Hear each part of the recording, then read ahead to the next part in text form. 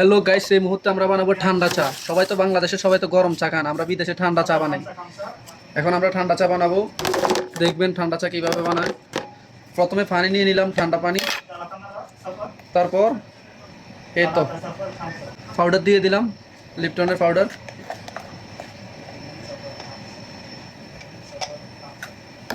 তারপর আইস দিয়ে দেবো।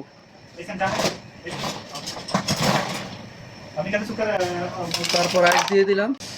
তারপর ঢাকনাটা লাগিয়ে এটাকে ভালো করে শেকার করে নেব। হয়ে গেল আইসটি।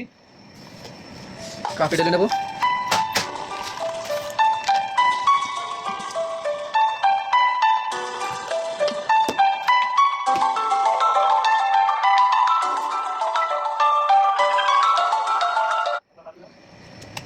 হয়ে গেল আইসটি, ঠান্ডা চা।